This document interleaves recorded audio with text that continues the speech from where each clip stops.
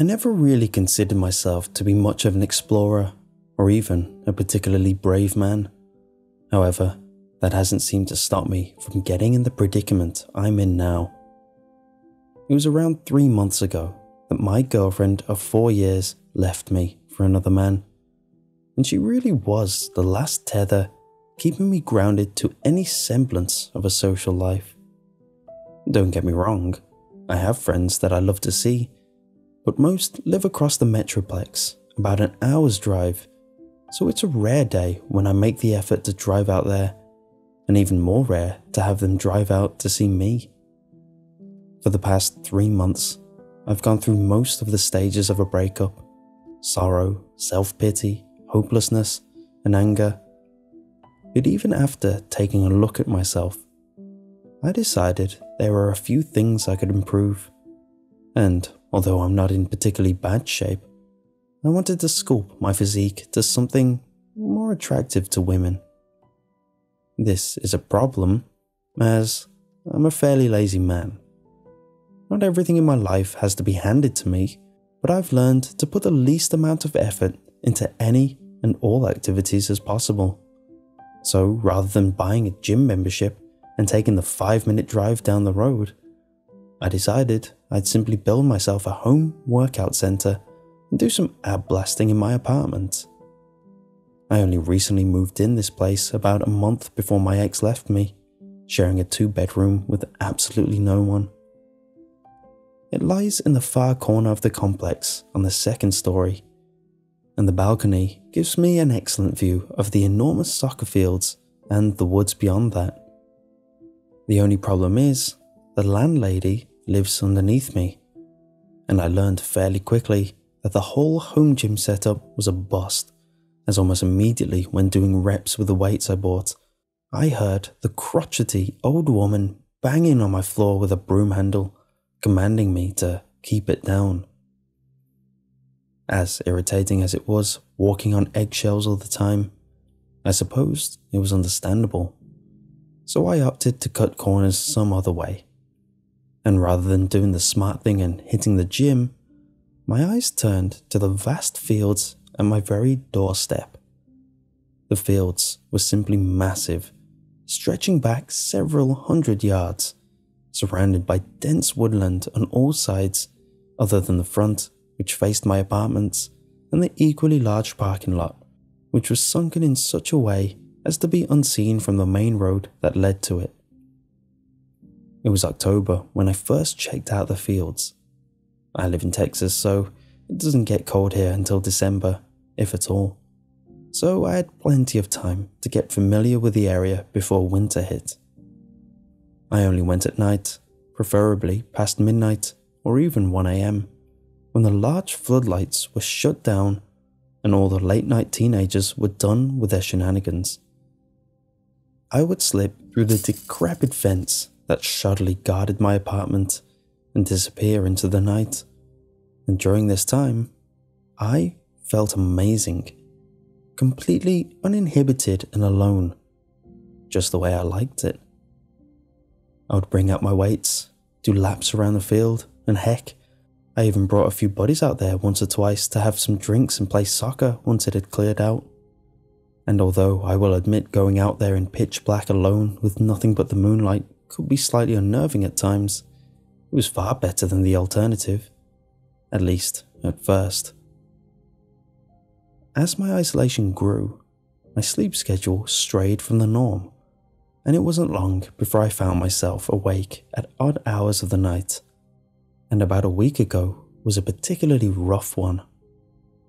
After fruitlessly lying in bed for almost an hour and not even feeling my eyelids flutter once, I realized my efforts to fall asleep were futile, and I found myself crawling out of bed at 1 a.m. It's strange. Many of the times I find myself drawn to the field. It's almost as if I'm not in control of my body movements or even my own thoughts. And as I threw on a jacket in preparation for the chilly embrace outside, I glanced out my bedroom window, finding, to my bemusement, that the floodlights in the field were still on. Because it was so late, I figured one of the workers must have forgot to turn off the light for the night, and initially thought little of it, grabbed my phone and headed outside. I was feeling strangely courageous that night, confidently strutting out onto the barren field, dropping off my shirt and my jacket near the edge, feeling like the biggest man in the world. And after putting some music on my phone, I headed to the center of the wasteland, halfway expecting to see someone out there, waiting for me. The overpowering luminescence of the floodlights, combined with the sharp contrast of the utter and complete darkness of the forest encompassing it, made for an odd sensation indeed. But I still found myself walking to the center of the field and simply observing my surroundings. In the darkness, in the early hours of the morning, it is easy for one's mind to play tricks on them, and it was not uncommon for me in the past to do a double take over my shoulder whenever I thought I saw a shadow sprinting through the night, only to see a harmless flag, or feel a wave of fear crawl up my spine when I heard a rustling behind me, only to discover a plastic bag in the breeze. But this night felt different. The glaring light cast long, dark shadows across the field, and as I marched around, cold and alone, with only David Bowie blaring from my phone to keep me company, I felt remarkably uncomfortable. After kicking a soccer ball around the field for less than 5 minutes, a strong gust of wind hit my shirtless body, leaving me shuddering involuntarily. But this was met by a loud clanging sound of metal on metal from the woods at the edge of the field, which halted my shuddering almost immediately as I stood, still as a statue, with goosebumps quickly forming up my arms. As I mentioned, it was not uncommon for there to be noises around the field, even at night, and I quickly rationalized that the wind had knocked something against the large metal garbage can at the edge of the field, creating the clanging noise I had heard earlier, and I continued with my workout, still in the zone, but alert. David Bowie abruptly shut off, jarring me into glancing at my phone. Damn it, I thought out loud. The battery had died. That's when I heard the clanging noise again, and my head snapped back towards where I perceived the noise to have originated from. I waited several seconds. No wind this time. For those who don't know, in a large field such as this, it's nearly impossible to pinpoint where a noise is coming from because of the effect echoes can have in such a wide, unobstructed space. But I had the distinct feeling it was not coming from the garbage can at the other end of the field. I had enough fun for the night. Without glancing back, I put my phone in my pocket and started jogging away from the center of the field and back towards the hole in the fence that led directly to my apartment. And that's when it happened. The floodlights went out. I kid you not, every single one of the damn lights turned off instantly. Here I was, damn near naked, eyes watering from the cold and goosebumps covering every inch of my body, when darkness took the field. That's when my jog turned into a sprint. I felt exposed, alone, and oh so vulnerable. I'm not a feeble or cowardly man, but I knew anyone or anything out there messing with me so late at night had to be even crazier than I was.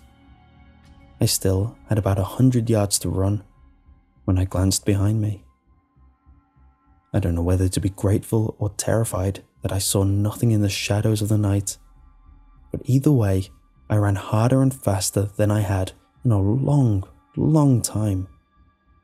My terror was so severe, I completely forgot to grab my shirt or jacket, but immediately relief overtook me once I entered the premise of the complex, squeezing through the broken fence, racing up the stairs, and slamming and locking the door behind me. Breathing heavily, I stumbled over to the kitchen table, my legs and lungs both burning with white-hot pain. I was shaken, but I was alright.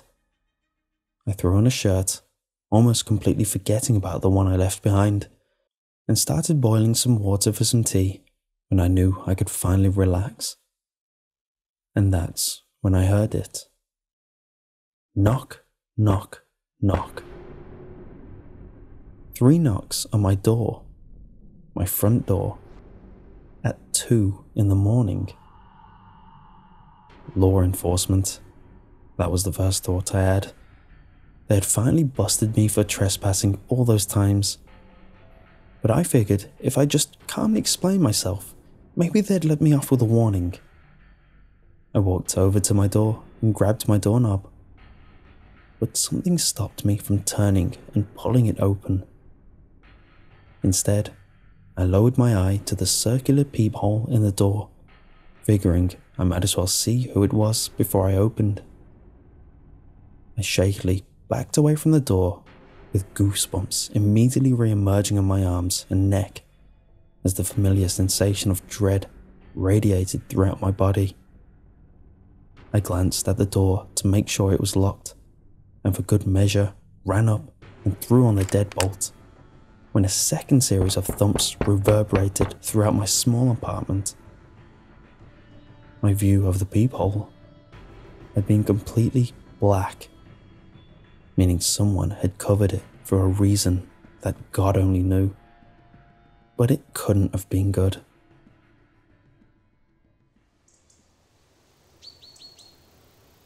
I went out to get my jacket and shirt the next day when the sun was high in the sky, bringing some semblance of warmth and order to the world. The field was full of parents and kids happily playing soccer, but my articles were gone, along with any signs that anyone or anything was out there the night before. That was 5 days ago. And every night since, the lights in the field have remained on until 2 a.m. without fail. And every single night, at the same time, I hear that metallic clanging in the field, whether there be wind or not, followed soon by that familiar thudding at my door. I suppose going to my apartment immediately after was a poor choice, as now, whatever's out there in that field knows who I am and knows where I live. I don't know what to do. I think I should move. Maybe I'll move back with my parents. I don't know. I need to get away, and I'm terrified. It was this morning that really sent me over the edge. I opened my door at 8 a.m. in order to head to work, when I nearly stepped on something. I picked up the ragged piece of cloth apprehensively, thinking it to be a garment of some homeless vagrant, when it dawned on me. Although horribly mutilated and torn to shreds, it was still recognizable. I dropped the cloth in horror. It was my jacket. Even now, as I write this, I regret to inform you, I hear it. Knock, knock, knock.